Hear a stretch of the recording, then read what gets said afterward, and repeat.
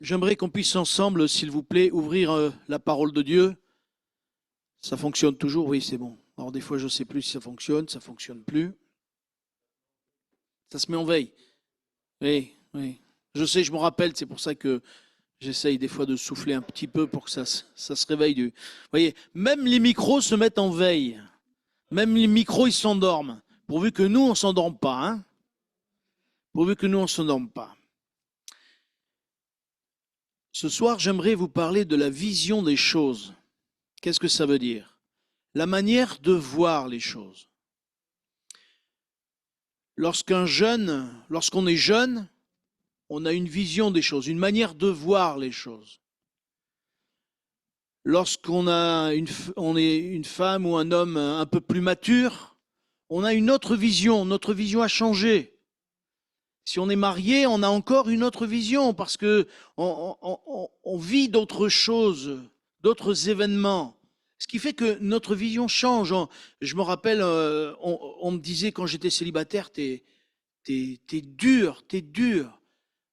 Quand je me suis marié, on m'a dit, ah, tu t'es attendri un peu, tu t'es attendri un petit peu. Oui, il faut croire que les femmes, elles nous transforment un peu, hein, un petit peu, hein. N'exagérez pas non plus, mesdames, hein. Bon, mais un petit peu, on est transformé, on est changé, c'est vrai, c'est vrai. Et quand on a des enfants, encore plus, on est changé, notre vision change. Et je crois que lorsqu'on est un peu plus vieux, notre vision encore change.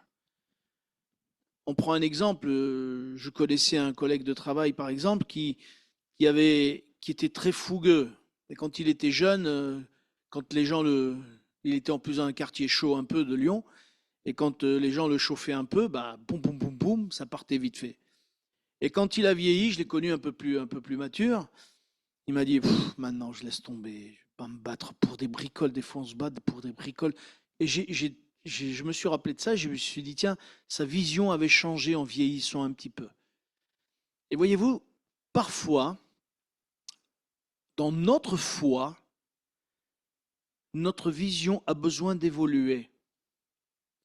Mais dans le bon sens. Dans le bon sens. Et normalement, elle devrait évoluer.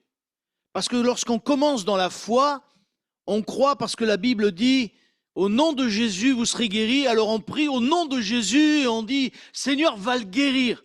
Et on se dit mais tiens, comment ça se fait que le Seigneur ne le guérit pas? On dit alors je manque de foi. Peut-être que j'ai un Seigneur, est-ce que je manque de foi? Non, non, non. C'est que la vision de Dieu n'est pas la même. Nous voyons la vision selon nos yeux à nous, notre vision à nous.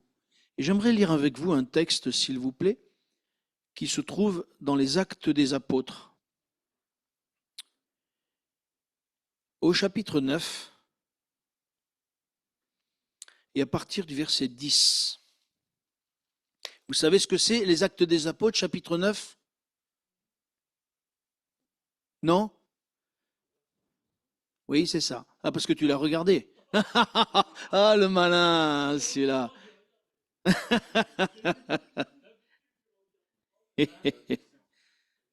On ne va pas tout lire, mais juste le verset, à partir du verset 10, s'il vous plaît. Il est écrit ceci. Or, il y avait à Damas un disciple nommé Ananias. Le Seigneur lui dit, dans une vision, Ananias, il répondit, me voici, Seigneur. Et le Seigneur lui dit, lève-toi, va dans la rue qu'on appelle la droite et cherche dans la maison de Judas un nommé Saul de Tarse. Car il prie, et il a vu en vision un homme du nom d'Ananias qui entrait et qui lui imposait les mains, afin qu'il recouvre la vue. Ananias répondit, Seigneur, j'ai appris de plusieurs personnes tous les maux que cet homme a fait à tes saints dans Jérusalem. Et il y a assez des pouvoirs de la part des principaux sacrificateurs pour lier tous ceux qui invoquent ton nom. Mais le Seigneur lui dit, va, car cet homme est un instrument que j'ai choisi pour porter mon nom devant les nations, devant les rois, devant les fils d'Israël. Et je lui montrerai tout ce qu'il doit souffrir pour mon nom. Ananias sortit et lorsqu'il fut arrivé dans la maison, il imposa les mains à Saul en disant, Saul, mon frère, petite remarque, il l'appelle déjà mon frère. Bon, je continue. Le Seigneur Jésus qui t'est apparu sur le chemin par lequel tu venais, m'a envoyé pour que tu recouvres la vue et que tu sois rempli du Saint-Esprit. Au même instant, il tomba de ses yeux comme des écailles et il recouvra la vue. Il se leva et fut baptisé. Amen. Deux choses. La première, c'est Dieu parle à Ananias et Ananias a sa vision des choses parce qu'il a entendu des choses sur le sol et il a sa vision des choses. Et quand Dieu lui dit les choses, il dit « Mais non, Seigneur, tu te trompes. Tu te trompes, tu sais pas, à croire que Dieu ne sait pas. » Et il dit « Seigneur, mais non, regarde, il a fait du mal à Jérusalem et là, maintenant, il est venu... » Ananias sait qu'il est venu avec des lettres de Jérusalem pour faire du mal aux saints. Et le Seigneur va lui dire « Non, non. Parce que j'ai un plan pour cet homme-là. » Mais ce plan-là, Ananias ne l'avait pas vu. Il ne pouvait pas le voir, puisque Dieu ne lui avait pas encore révélé. Et lui, il avait sa vision des choses, sa vue des choses. Lui, Ananias, s'il aurait dû être par lui-même, jamais il n'aurait été imposé les mains à Paul. Jamais il se serait déplacé pour imposer les mains au nom de Jésus à Saul de Tarse. Mais il n'y a pas que Ananias qui a une vision un peu étriquée. Il y a l'apôtre Paul, on voit qu'il a une vision étriquée. La preuve, c'est que quand Ananias lui impose les mains, qu'est-ce qui tombe de ses yeux? Et c'est quoi ces écailles? C'était la vision qu'il avait avant. Et il a fallu que des écailles tombent de ses yeux pour qu'il réalise que la vision qu'il avait avant était toute tordue. Mes frères et sœurs, certaines fois, nous, en tant que chrétiens, nous avons aussi une vision tordue. Je suis désolé de le dire, mais nous ne connaissons pas la vision de Dieu. Nous croyons connaître, nous croyons savoir, nous croyons avoir la bonne manière de voir les choses. Mais est-ce que c'est vraiment la bonne manière? Parce que certaines fois, nous sommes bloqués dans notre esprit. Oui, mais il est écrit certaines choses. Oui, c'est vrai. Il est dit aller par tout le monde et prêcher la bonne nouvelle à toute la création. Et ça, il est dit. Comme il est dit, Jésus-Christ est venu pour sauver tous les hommes. Et il veut que tous les hommes soient sauvés. Est-ce que tous les hommes seront sauvés? Ben non, on le sait très bien, on s'en rend bien compte. On se rend bien compte que tous les hommes ne seront pas sauvés. Malgré que nous voulons. Et malgré que nous prions certaines fois, nous voudrions que les malades soient guéris. Et je me rappelle d'une famille que j'aime énormément, dont le fils avait la sclérose en plaques, si ma mémoire est bonne. Et l'Église a prié, l'Église a prié. Il y a eu même un don spirituel qui a été donné en disant « Le Seigneur va te guérir ». Mais il est mort. Mes frères et sœurs, attention à ce que nous disons, à ce que nous faisons. Il y a notre vision des choses et il y a la vision de Dieu. Attention lorsqu'on apporte un don spirituel, que ce soit vraiment inspiré de Dieu. Lorsqu'on apporte quelque chose de la part du Seigneur, attention parce qu'il y a notre vision et il y a la vision de Dieu. Et avant même de se lancer dans n'importe quoi, il y a des choses que nous devons faire selon ce que le Seigneur nous a dit. C'est-à-dire, on va faire de l'évangélisation samedi, c'est ça, à 10h30, hein? Ça, c'est parce que Dieu veut qu'on évangélise, mais ça, c'est sûr. Mais imaginez qu'on se mette à imposer les mains aux malades parce que Jésus a imposé les mains aux malades. On va passer pour des tordus, on va passer pour des gens qui ne sont pas équilibrés. Et ça, ce serait notre vision, parce que nous, on veut que ça se passe comme ça. Mais Dieu n'a pas décidé que ça se passe comme ça. Parce que peut-être que l'Église n'est pas capable de recevoir d'un coup 500 personnes. Est-ce que vous croyez que l'Église est capable de recevoir 500 personnes ici? Il n'y a personne qui répond, c'est bizarre. Vous croyez qu'il n'y a que la cour à gérer? Vous croyez qu'il n'y a que la cour? Non, il faut que nous soyons capables.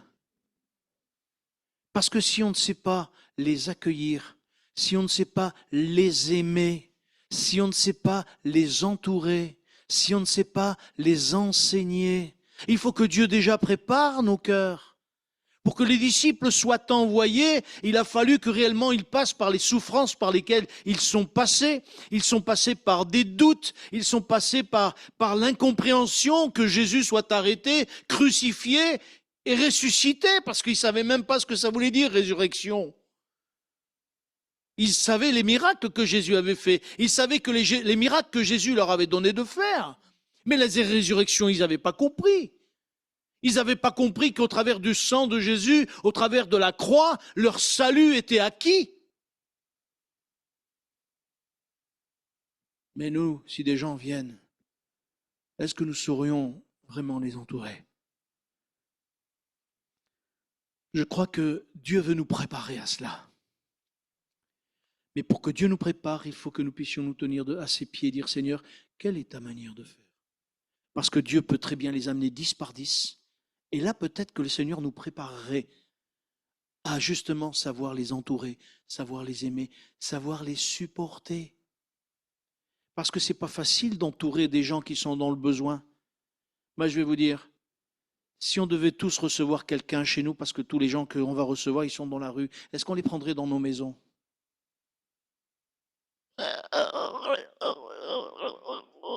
Ce qui se passe, vous respirez mal?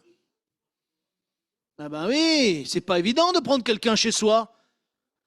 C'est pas évident de le recevoir, lui dire, ben vas-y, sers-toi de la salle de bain, vas-y, sers-toi de la cuisine. Mais je mange pas comme toi. Il y a des drôles d'odeurs dans la cuisine. Mais qu'est-ce qui se passe dans la cuisine? Qu'est-ce qu'il a fait cuire? Mais parce que ça nous changerait notre bien-être quelque part. Mais ça, c'est notre vision des choses. Mes frères et sœurs, il faut que le Seigneur prépare notre cœur à une nouvelle vision, à de voir les choses différemment. Il a fallu que Ananias il soit un petit peu bousculé par le Seigneur. Nous, on voudrait, dans notre manière de faire, on voudrait que ça se passe comme ça, comme ça, comme ça. Voilà, Seigneur, tu fais comme ça, comme ça, comme ça. Et Dieu dit, c'est moi qui commande, c'est pas toi. Eh oui, c'est qui commande? C'est Dieu, c'est pas nous. Et nous, on voudrait dire à Dieu, fais. Non, non. Dieu dit, je vais faire. Mais il faut que tu sois prête, que tu sois prêt. Et c'est pour cela que mes frères et sœurs, je crois que le Seigneur a mis sur mon cœur qu'il faut que nous puissions voir les choses différemment. La Bible nous donne plein d'exemples. Là, j'ai pris l'exemple d'Ananias et Saphira. Mais à partir du moment où l'apôtre Paul, ses écailles sont tombées et qu'il n'a plus vu les choses comme lui le voulait. D'ailleurs, il a voulu un petit peu prendre les choses en main. Parce que quand ils ont dit, les Juifs, quand ils ont su qu'il s'était fait chrétien, ils voulaient l'attraper et lui régler son compte. Et lui, il a dit, non, mais moi je vais leur parler, ils vont m'écouter. Les frères ont dit, non, rentre pas là-dedans, tu vas te faire zigouiller. Alors ils l'ont fait. Vous vous rappelez comment il est sorti de la ville? Ouais, par une corbeille, ils l'ont descendu dans le mur. Le long du mur, là, dans une corbeille, ils l'ont fait fuir, parce que sinon il faisait la peau. Parce que l'apôtre Paul n'était pas encore prêt. Parce que son œuvre n'avait pas encore commencé. Il fallait qu'il se prépare. Il a fallu qu'il reste à Damas, je ne sais plus combien d'années après, 3 ou 4 ans il est resté, avant vraiment de commencer le ministère, avant que le Saint-Esprit lui dise, mettez-moi à part Paul et Barabbas. Paul et Barabbas. Mais il a fallu un certain temps, quand il était prêt. Il n'a pas démarré avant. Mes frères et sœurs, c'est la vision de Dieu qu'il nous faut. C'est ce que Dieu veut qu'il nous faut. Nous voulons gagner des âmes. Enfin, j'espère. Moi, je voudrais que le Seigneur nous donne de gagner des âmes. Et une multitude, et le plus de monde possible avant son retour. Mais je ne veux pas le faire comme je veux. Je dis, Seigneur, souvent, Seigneur, donne-moi d'être capable de pouvoir entourer. Pourquoi Moïse n'a pas pris le peuple avant les 80 ans, dites-moi? Parce qu'avant, il n'était pas capable. Il était trop imbu de lui-même. Il croyait tout qu'il pouvait. Lui, Moïse, il a 40 ans. Il avait à 40 ans, la force de l'âge, 40 ans, les frères. Au bout de quelques années, la force de l'âge, bouf. Et Moïse, quand il a dit non, Moïse va dire, prends-en un autre. Dieu lui a dit, tu arrêtes de me casser les pieds, maintenant c'est toi. Mais non, je ne veux pas. Va chercher ton frère, c'est ton frère qui va commencer à parler pour toi. Parce que Moïse, il voulait plus du coup. Il savait l'âge qu'il avait, il savait les forces qu'il n'avait plus. Il avait encore sa vision des choses, mais non, la vision d'un homme affaibli. Dieu lui dit, c'est toi que je veux et c'est toi qui vas. Comment vous comprenez ça, vous? Parce que notre vision, ce n'est pas la vision de Dieu. Dieu dit, mes pensées ne sont pas vos pensées. Les manières de faire de Dieu nous surprendront toujours. C'est pour cela que nous avons besoin vraiment de nous tenir et être attentifs à Dieu. Nous voudrions que les choses, elles se passent comme ça. Mais ça ne se passe pas comme ça. Vous savez, il y a des gens que nous verrons dans le ciel qu'on n'aurait jamais cru qu'ils seront sauvés. Parce que nous avons une vision des personnes à qui nous avons témoigné, à qui nous avons parlé. Et nous disons, mais lui, il n'est jamais sauvé. Et peut-être dans le ciel, il dira, salut, ça va? Bienvenue. Mais qu'est-ce que tu fais là, toi? Parce que notre vision, ce n'est pas la vision de Dieu. Dans 1 Samuel, on ne va pas le lire parce que ce serait trop long, on n'a pas assez de temps. Mais dans 1 Samuel au chapitre 17, si vous vous rappelez bien, c'est Goliath. Il y a Israël qui est là avec Saül. C'est pas le même Saül, d'accord? Il est là avec Saül et ils sont en train de combattre les Philistins. Et les Philistins, ils disent, ben voilà, notre vaillant, il fait 3,20 m ou un peu plus. Il est là, pardon? Oh, peut-être 300 ou plus. Mais il est là, ce gars-là, c'est une montagne.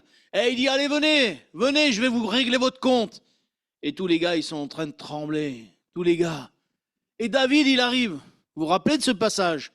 Et David, il dit, mais qui c'est celui-là qui insulte l'armée de Dieu? David, il est peut-être même pas de ma taille, David, peut-être. Il était peut-être plus petit. Et il dit, mais qui c'est celui-là qui insulte l'armée de Dieu? Il dit, je vais lui faire la peau. Il va vers le roi, il dit, non, mais je vais lui faire la peau. Le roi, il dit, non, mais t'as un enfant, qu'est-ce que tu vas faire? Il dit, non, mais t'inquiète pas, je vais lui régler son compte. Alors le roi dit, bon, ce que tu vas faire, tu vas prendre ton armure, tu vas prendre mon armure. David, il dit, mais moi, cette armure, je ne peux pas rentrer dedans. Elle est trop grande pour moi. Imaginez, l'armure était trop grande pour David. Mais quelle vision a David par rapport au peuple? Quelle est la vision qu'il a par rapport au peuple? Le gars, il fait 3,20 m pour tout le monde, à la fois pour David et pour les autres, qui normalement sont des soldats du roi. C'est des gens qui se sont normalement des guerriers. Normalement, les soldats, c'est des tueurs. Et quand ils voient le mec de 3,20 m, qui lui aussi est un tueur, mais une masse, ils disent, on n'y va pas, on va se faire étriper. David dit, mais lui, on va le tailler en pièces. Tout le monde dit, ouais, non, David, parce que David n'a pas la même vision des choses. Mais quelle vision a donc David? Dites-moi. Pourquoi il voit ce géant, il dit, mais toi, je vais te découper en morceaux, alors que les autres, ils sont tous en train de trembler dans leurs chaises, dans leurs chaussures? J'aimerais lire avec vous dans 2 Corinthiens, s'il vous plaît.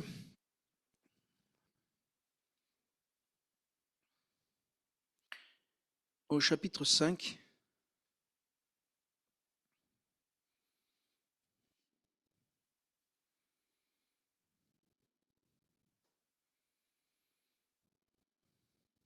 Au verset 6.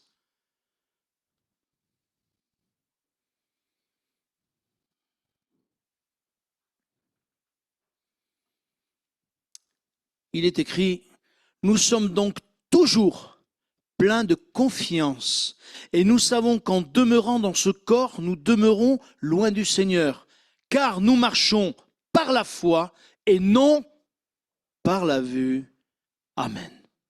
Là, l'apôtre parle justement d'être près du Seigneur et nous savons que tant que nous sommes dans ce corps, nous sommes limités. Nous ne pourrons pas être auprès du Seigneur comme nous le voudrions. D'accord? Et il parle là du tribunal de Christ, etc. Mais le fait est, pourquoi j'ai pris ce passage? Parce que il y a 2 choses qui me touchent. Nous sommes pleins de confiance. Est-ce que ce soir, ma sœur, mon frère, tu es plein de confiance? Mon frère, il ne faut pas que ce soit que des paroles. Il faut que ce soit du vécu. Mais notre plein de confiance doit être non pas en fonction de notre vision des choses, mais la vision du Seigneur. Et je crois qu'il nous faut vraiment que nous puissions dire, Seigneur, je suis plein de confiance. Donne-moi ta vision des choses. J'ai confiance en toi. Parce que ta vision, c'est la bonne. Ta vision, c'est celle qui va m'emmener à la victoire. Non pas celle que je veux, mais celle que toi, tu vas me donner. Je vous l'ai raconté d'autres fois, mais je vais le raconter encore aujourd'hui. Lorsque nous avons reçu ma grand-mère à la maison, c'est ma mère qui s'est occupée d'elle, qui même l'a lavée, qui s'est occupée d'elle. Et ma grand-mère a dit, j'aurais jamais cru que ce soit toi qui t'occupe de moi jusqu'au bout. Et ma mère s'en est occupée jusqu'au bout. Et l'ironie de la chose, quelque part, ou la chose rigolote que moi je trouve extraordinaire de la part de Dieu, c'est que lorsque j'ai dit à ma grand-mère, qui était encore en pleine santé, je donne ma vie à Jésus, elle m'a dit, je te renie. Et moi j'ai dit, m'en fous. Alors elle est un peu surprise, parce que j'aimais beaucoup ma grand-mère, mais là elle a été surprise. Mais elle est venue mourir à la maison. Mais elle s'est convertie 3 jours avant de mourir. Ça, jamais on n'aurait pu le penser. La vision de Dieu. Dieu avait déjà prévu que ma grand-mère vienne à la maison. Et à la maison, c'est elle qui un jour nous a dit, est-ce que je peux venir à la réunion? Elle savait que tous les dimanches après-midi, on partait. Et un jour, elle a dit, est-ce que je peux venir à la réunion? Elle s'était cassé l'os du bassin. On a dit oui. Et à la réunion, elle a entendu le pasteur prêcher. À la fin, elle a dit, est-ce que le pasteur peut prier pour moi? On ne lui a rien dit. C'est elle qui a demandé, est-ce que le pasteur peut prier pour moi? Quand j'ai couru vers le pasteur, tellement j'étais surpris, j'ai dit, vite avant qu'elle change d'avis, j'ai dit, vite, vite, pasteur, vous pouvez venir, frère, vous pouvez venir? Il me dit, oui, j'arrive, j'arrive. On a prié pour elle. Il a prié pour elle. Quelque temps plus tard, elle est tombée dans un genre de coma, etc. Et 3 jours avant de mourir, elle s'est réveillée. Je vous l'ai déjà raconté à Givor, mais ça ne fait rien. Elle s'est réveillée. Il y a ma sœur qui était là, ma sœur aînée, et moi, on était là. Et puis elle dit, mais qu'est-ce que vous faites là? Elle dit, mais on veille sur toi parce que ça ne va pas bien. Je dis, mais non, allez dormir, allez dormir. Et on dit, non, mais. Et ma sœur, elle a eu le courage, parce que moi, je trouve que moi, je n'aurais pas eu ce courage. Hein. Elle a eu ce courage de dire, Mémé, tu vas mourir. Il faut que tu fasses la paix avec le Seigneur Jésus. Et ma grand-mère, elle dit, mais moi, je veux le Seigneur Jésus. Moi, j'aime Jésus. Et j'étais tout surpris déjà. Et puis on a prié. Et ma soeur a dit, Mémé, tu veux prier? Elle a prié. On aurait dû une chrétienne de 20 ans de conversion, à une facilité dans la prière. Ça coulait tout seul. Je ne revenais pas. Mais c'est pas possible, elle est convertie. Elle est convertie. Il a fallu que 3 jours avant de mourir, elle s'est endormie et elle ne s'est plus réveillée. Le Seigneur l'a pris avec elle. La vision de Dieu, ce n'est pas la nôtre. Nous, on aurait peut-être forcé pour la faire venir, mais ce n'était pas la vision de Dieu. La vision de Dieu, c'était qu'elle vienne chez nous, que nous, on l'entoure, que nous, on l'aime, que nous, on puisse lui faire du bien dans la mesure du possible. Et au temps de Dieu, son cœur a été changé. David, lorsqu'il se trouve devant Goliath, il n'a pas peur parce que son cœur est plein de confiance. Et les autres versets, car nous marchons par la foi et non par la vue. Quelles que soient les personnes qui vont vous dire, mais moi je veux rien savoir de Dieu, mais moi je veux pas croire, mais ton truc c'est une bêtise. Ben, je suis désolé, mais moi aussi je l'ai dit. Regardez où ça m'a mené à prêcher l'évangile.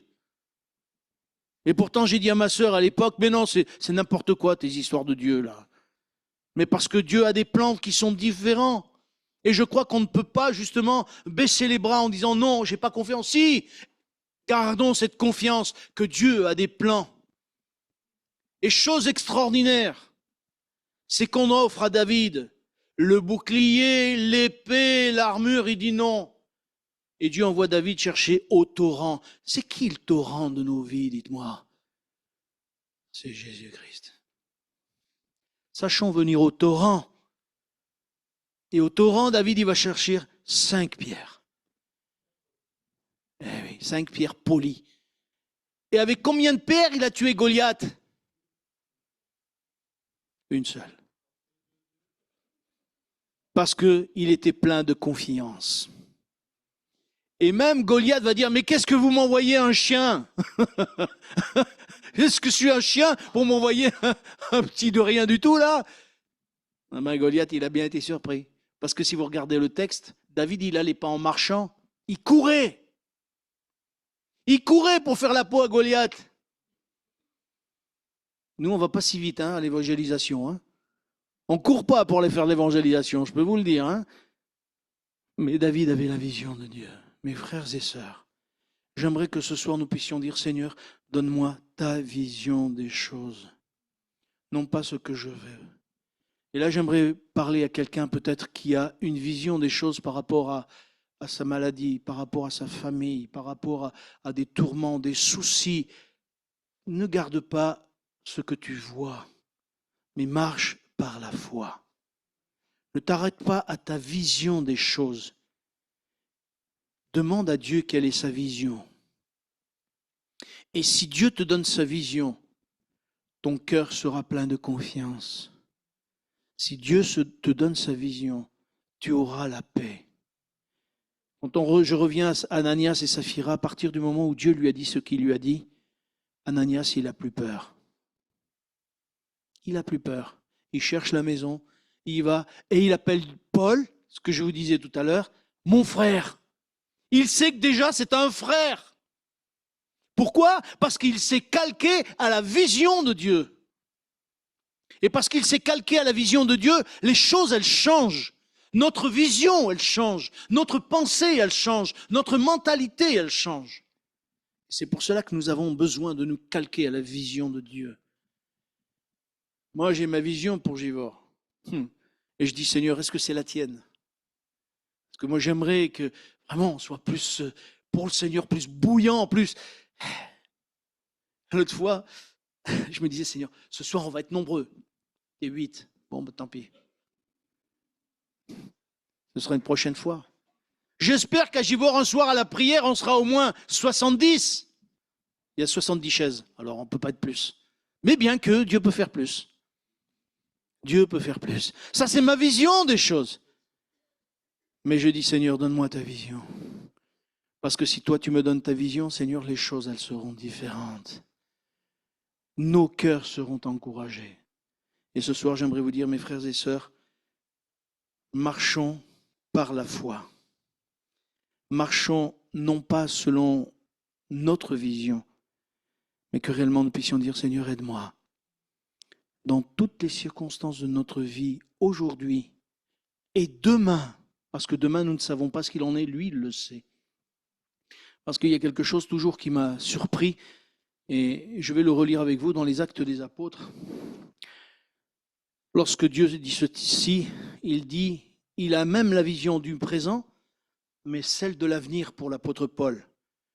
Je ne sais pas si l'apôtre Paul le savait, mais Dieu va révéler à Ananias la vision pour la vie de l'apôtre Paul. Il dit, cet homme est un instrument que j'ai choisi pour porter mon nom devant les nations, devant les rois, devant les fils d'Israël, et je lui montrerai tout ce qu'il doit souffrir pour mon nom.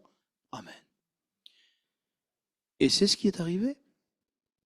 Il l'a porté devant les nations, devant les rois, parce que même César en a entendu parler, et il l'a porté devant Israël, parce qu'à un moment donné, il s'est tenu devant la grande muraille d'Israël, il a prêché l'évangile aux Juifs qui n'ont rien voulu savoir, qui ont voulu le tuer, mais même, si vous vous rappelez bien, il y a eu des députés, non, ce n'était pas les députés, c'était les, comment ils s'appelaient, Hérodias et tout ça, toute la clique, lorsqu'il était emprisonné, il a prêché à ces gens-là. Ces gens-là ne pourront pas dire, mais nous, on ne savait pas. Mais il leur a prêché, même avec les chaînes. Et leur cœur a été touché. On se rend compte dans les Actes des Apôtres que même leur cœur a été touché. Dieu a une vision pour nous. Est-ce que vous le croyez? Demandons-lui, Seigneur, comment tu vois Givors? Comment tu vois Vienne? Comment tu vois Saint-Chamond? Montre-nous, Seigneur, ce que tu veux pour que nous puissions rentrer dans ton plan. Je reviens à cela parce que j'en ai déjà parlé. Seigneur, montre-nous pour que nous revenions dans tes plans. Et je peux vous dire que si Dieu nous visite, Les sœurs qui aujourd'hui n'ont pas leur mari converti, comme ils vont se précipiter les maris. Comme ils vont se précipiter, parce que ce sera Dieu qui touchera leur cœur. Ce ne sera pas nous, ce ne sera pas les sœurs, ce sera Dieu. Et vous savez, quand Dieu touche un cœur, il va jusqu'au bout. Nous ne voulons pas des adhérents. Moi, je ne veux pas des gens qui adhèrent ici, qui chauffent les chaises. Moi, ce que je désire dans mon cœur, ce soit des gens qui soient bouillants pour Dieu. Des gens qui soient pour le Seigneur, dans la prière, dans le combat. Parce que la vie chrétienne, c'est un combat. Nous sommes en guerre depuis que nous avons donné notre cœur à Jésus. Vous le savez, on en a déjà parlé. Nous sommes en guerre quand on donne notre cœur à Jésus. Parce qu'il y en a un qui veut notre peau. Et je finirai avec ça, j'avais d'autres choses à dire vite fait, je vais vite finir. Le diable a essayé de changer la vision de Jésus. Il a dit, mais regarde le monde. Il lui a montré tous les royaumes de la terre. Il lui a dit, je te donne tout ça si tu m'adores. Jésus a dit, arrière de moi, Satan. Il est écrit, tu n'adoreras que ton seul Dieu. Il a essayé de transformer la vision, pour lui transformer la vision, comme il avait transformé Adam et Ève, la vision d'Adam et Ève. Mais non, c'est pas si grave que ça. Regarde comme les fruits sont beaux, regarde. Et Ève, elle s'est laissée plonger, ses regards ont été transformés, tordus. Que nous ne puissions pas être là aussi, parce que ça peut être un piège. Et c'est pour cela que nous, Église, devons faire attention. Que le diable ne vienne pas transformer notre vision par, comment dire, par de l'ersatz. Vous savez ce que c'est que de l'ersatz? C'est des cailloux qui ressemblent à du diamant, mais c'est de la pierre qui brille. Vous savez, des fois, ils vendent des bagues, ça ressemble, oh, c'est du diamant. Non, non, madame, c'est pas du diamant. Les diamants, c'est beaucoup plus cher. Hein? Vous savez, c'est des petites pierres, ça ressemble à des petites pierres, quoi, mais ce n'est pas des pierres. Comment ça s'appelle, ces trucs-là? Vous ne savez pas, mesdames? Merci, ma sœur. Zirconium. L'ersatz, c'est-à-dire ça fait semblant, ça ressemble à. C'est comme le Canada Dry avant. Le Canada Dry, ça ressemblait à de l'alcool, mais ce n'était pas de l'alcool. Pareil. Ben là, ça ressemble à du diamant, mais ce n'est pas du diamant. Que nous ne nous laissions pas séduire par ce qui pourrait sembler être de Dieu. Quand l'Esprit de Dieu est au milieu de l'Église, les choses sont différentes. Mes frères et sœurs, que nous puissions avoir la vision de l'Église. Que le diable ne vienne pas nous troubler par des faux semblants, par des faux réveils. Parce qu'aujourd'hui, moi j'entends des fois dans des églises où il y a soi-disant des réveils. Ouh là là, je me dis, Seigneur, que ce soit vraiment un réveil, je l'espère. Mes frères et sœurs, demandons au Seigneur sa vision des choses. Et notre Père, et nous te bénissons parce que tu es merveilleux, glorieux. Notre désir, Seigneur, c'est de faire ta volonté. Pardonne-nous de ne pas être toujours à la hauteur de ce que tu veux, et parce que notre vision est erronée, notre vision elle est tordue, Seigneur, de ce que nous sommes dans notre nature. Mais je te prie vraiment de nous donner ta vision des choses, afin que ce soit ta direction, afin que ce soit toi qui élève l'Église, toi qui touche les âmes, toi qui les convertisses. Tu as voulu sauver les hommes par la folie de la prédication. Alors Seigneur, aide-nous simplement à prêcher et que nous soyons des spectateurs de ta gloire au milieu de tous ceux qui s'approcheront de toi. Je prie pour mes frères et mes sœurs qui sont là maintenant, afin que tu les bénisses, que tu les fortifies, que la vision qu'ils ont aujourd'hui, tu puisses leur montrer quelle est la vision pour leur propre vie. Je te le demande, Père Saint, au nom de Jésus. Amen. Que le Seigneur soit béni. Je vous dis à dimanche.